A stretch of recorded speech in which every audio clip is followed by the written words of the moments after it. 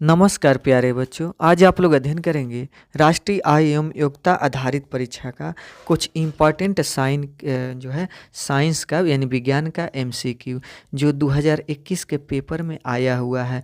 तो इसे आप लोग रिवीजन करें ताकि यह आप लोगों का अच्छा से अच्छा नंबर एग्जाम में आए, क्योंकि इसमें से कुछ प्रश्न आ भी सकते हैं 2024 के पेपर में।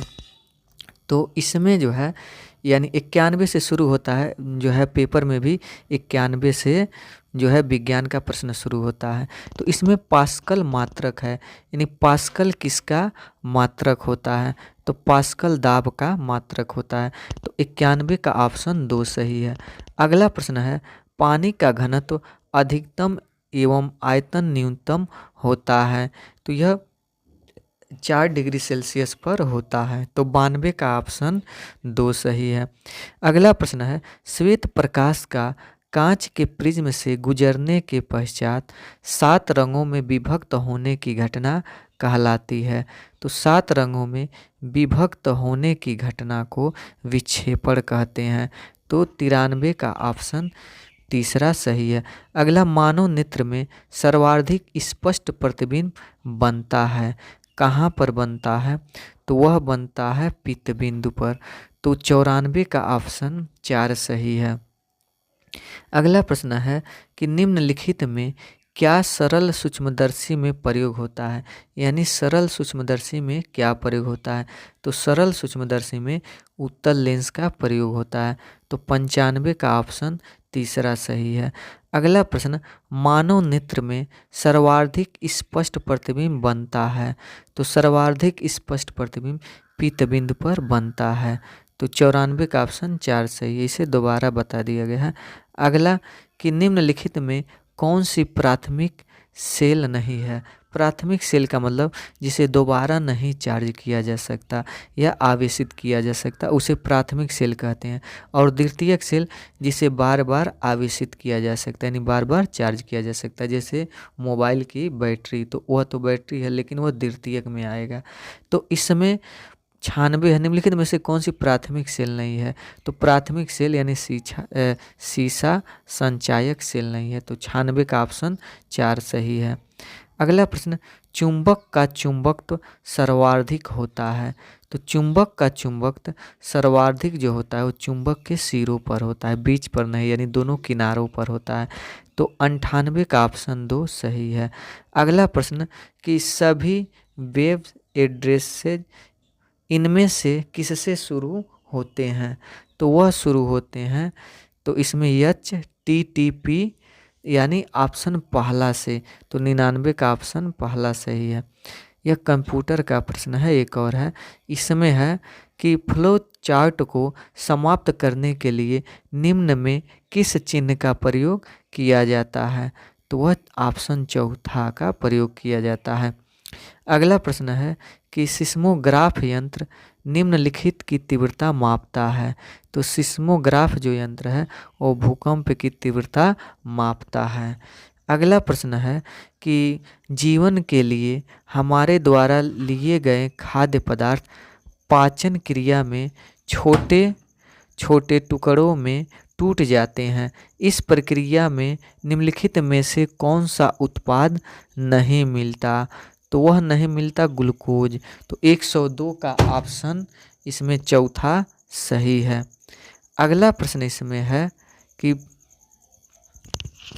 सूर्य के प्रकाश में श्वेत रंग का सिल्वर क्लोराइड यानी सिल्वर क्लोराइड धूसर रंग को हो जाता है, यानी श्वेत प्रकाश में जो सूर्य का प्रकाश है उसमें सिल्वर क्लोराइड जो है वो धूसर रंग हो जाता है।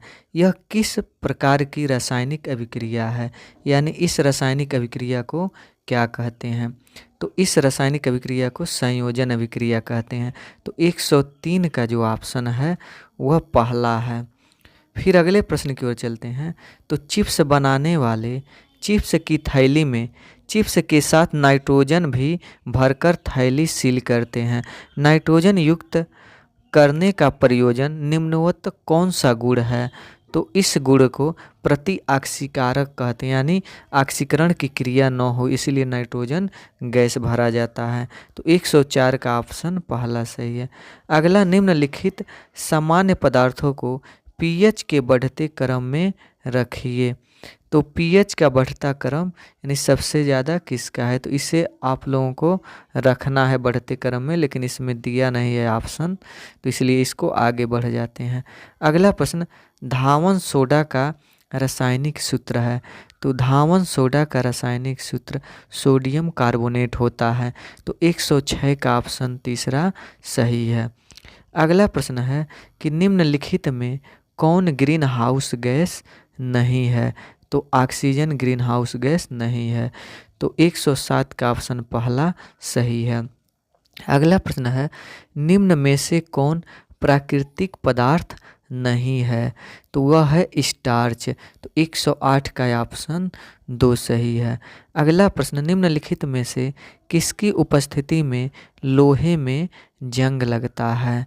तो किसकी उपस्थिति में, तो वह नम वायु की उपस्थिति में।